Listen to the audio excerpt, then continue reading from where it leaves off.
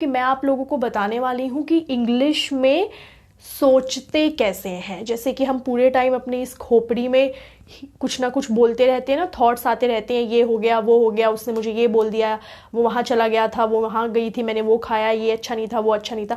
ये सब कुछ हमारे इतना फास्ट हिंदी में रिपीट हो रहा है। अब इमेजिन करिए कि अगर ये जो चीज़ हम बोल रहे हैं ये सब अगर हम इंग्लिश में बोलना स्टार्ट कर दें, तो जब हम हिंदी में जो सोच रहे हैं वो हम इंग्लिश में सोचना स्टार्ट कर दें, तो जब हम बोलेंगे तो हम कितनी फ्लुएंट इंग्लिश बोलेंगे। क्योंकि 24 घंटे पूरे दिन में जो 24 आवर्स जो हमारे दिमाग में थॉट्स चलते रहते हैं वो सारे ही इंग्लिश में चल रहे हैं। तो कल को कोई हमसे बात करेगा तो जब हमारे मुंह से कुछ निकलेगा तो वो भी इंग्लिश में ही निकलेगा, है ना। तो जब वो इंग्लिश में निकलेगा तो वो बहुत अच्छे तरीके से इंग्लिश में निकलेगा, बहुत फ्लुएंट हम इंग्लिश बोल पाएंगे। So how to think in English, there are few sentences that I have written on this board. Now I'm just going to take a scenario. For example, I am going for a walk in a park. Now अब मुझे ना, अब मैं park में walk करने के लिए गई, अब मुझे इंग्लिश में सोचना है कुछ। तो मैं अगर मैं हिंदी में सोचूंगी तो कैसे सोचूंगी? मैं पार्क में चल रही हूँ, आई am walking in the park, है ना। फिर उसके बाद से मैंने उसे देखा, बच्चे वहाँ खेल रहे हैं। तो जो भी मैं कुछ भी देख रही हूँ वो सब कुछ मैं हिंदी में, मेरा माइंड उसको देख रहा है और मेरा माइंड वो थॉट्स हिंदी में कन्वर्ट कर रहा है। अब उन थॉट्स को आपको इंग्लिश में कन्वर्ट करना है। इसके लिए आपको एक लेवल ऑफ अवेयरनेस चाहिए जो आपको रखनी पड़ेगी अगर आप स्पोकन इंग्लिश बोलने में सीरियस है। Now I am going for a walk in a park, so I am walking in a park. So अब ये जो मैंने सेंटेंसेस 4-5 लिखे हुए हैं ये हमारे दिमाग में चल रहा है, ये आप किसी से बोल नहीं रहे हो। You are just, these are the thoughts that are coming in your mind. So I'm walking in a park.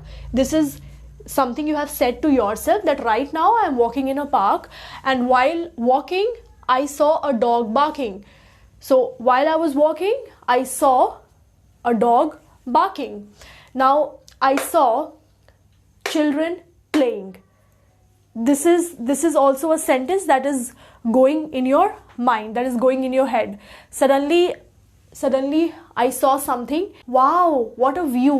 Suddenly I looked up in the sky and I said to myself that I think it might rain today. Wow, what a pleasant weather. So these are the things. Don't अब मेरी तरह ऐसे ऊपर देख के over acting भी कर लेनी है, क्योंकि मैं ओवर एक्टिंग अपनी वीडियोस में करती हूँ, तो ऐसे ओवर एक्टिंग भी कर लेनी है, लेकिन ऐसे अकेले में ओवर एक्टिंग करनी है, ऐसे रोड पे करेंगे तो लोग आपको पागल समझेंगे। So these are the sentences that I have written. You have to say these sentences to yourself in your mind. So next time से जब आप खाना खाओगे तो अब फॉर एग्जाम्पल अपनी मम्मी को बोलोगे मम्मी खाना दे दो, तो आपने तो हिंदी में बोल दिया, लेकिन हिंदी में बोलने के पहले मम्मी से आपको पहले उस चीज़ को इंग्लिश में ट्रांसलेट करना है अपने दिमाग में, और फिर अपनी मम्मी को बोलना है कि मम्मी मुझे खाना दे दो और मुझे पानी दे दो।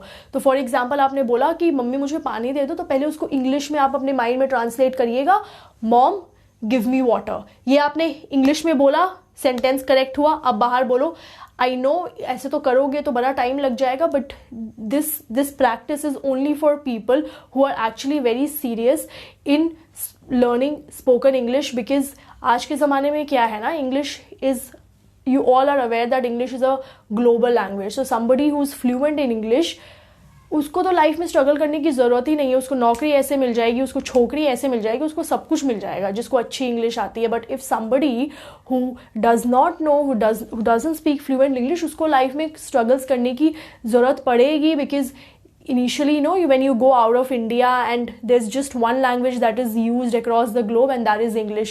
So you have to be fluent in English, and to be fluent in English, these are just simple exercises, and my videos are really short. You just need to watch it, just need to implement it, and trust me, within few months, you all of my subscribers, all my students who are watching me in my videos, who love me so much, will be fluent in English, and I'm going to see you in my next video. Bye bye.